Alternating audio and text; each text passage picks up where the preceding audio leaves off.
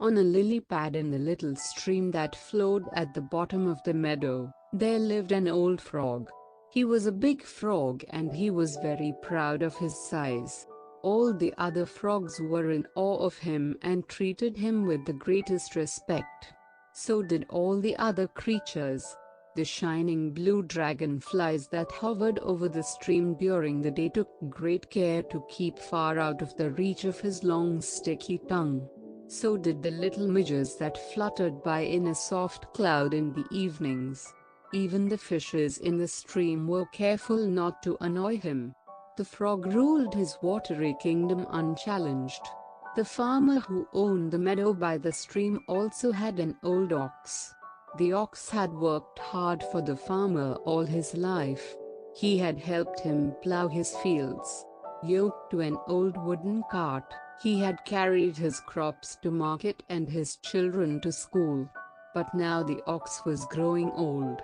He no longer had the strength to work as hard as he used to. The farmer was fond of his old ox and grateful for all the hard work he had done over the years. He did not want to sell him. Instead, he decided to let the ox spend his old age in peace, in the meadow by the stream. One fine morning, the ox moved into the meadow. He wandered around the meadow, surveying his new home. The grass was soft and green and wildflowers dotted the ground. The ox was happy. He planned to spend his days grazing on the sweet juicy grass and basking in the sun. The little creatures of the meadow stared at the ox in fear and awe. The butterflies flew hurriedly out of his way. The hard-working ants and the busy bees stopped their work as the ox walked slowly by. They had never seen any creature as big as the ox. Not even the old frog on the lily pad in the stream was quite this big. The ox munched happily on the sweet grass. He did not even notice the tiny creatures. The frog heard the dragonflies chattering excitedly among themselves about the huge monster who had come to live in the meadow. The dragonflies had heard it from the bumblebee who had heard it from the ladybird who had heard it from the ants who had almost been trampled on by the monster as it stomped by. "It is the largest, biggest, most enormous creature you ever saw," cried the dragonflies. "It has huge curving horns on its head and a tail so long and so strong that one whisk of it is enough to blow us all away." The frog did not believe a word that the dragonflies said. "Ha! This monster of yours cannot be bigger than I am," he cried. "And horns and a tail, bah! They cannot be more fearsome than my long sticky tongue. How could any creature be bigger than him? Was he not the largest, most magnificent frog in the world?" The dragonflies were just being rude.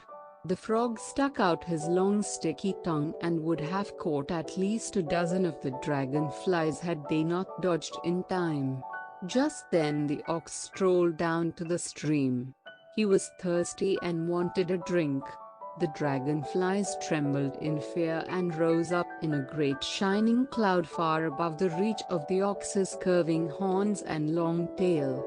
The ox drank his fill and walking away from the stream, settled down for a nap.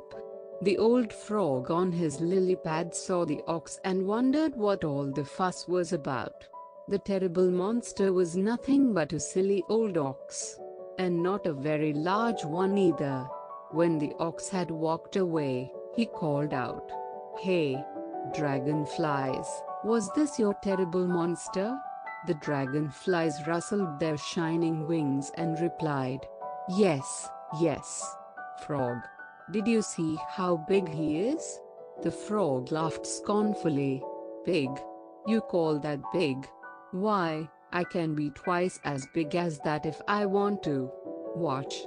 And the frog took a deep breath, huffed and puffed and swelled up like a balloon. "There. Am I not as big as him now?" he asked the watching dragonflies, speaking with a little difficulty. "Oh no, frog, not yet," cried the dragonflies. "The monster is much bigger. Look at him sleeping in the grass. He looks huge. Well, then, watch me, said the frog. He took a deep breath, huffed and puffed and swelled up some more. I must be bigger than him now, he gasped. "Ah no, frog," cried the dragonflies.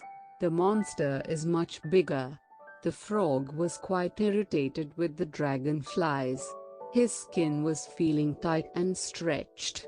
It was difficult to sit as he felt he would roll over any moment, and his cheeks were so puffed that his eyes were almost squeezed shut.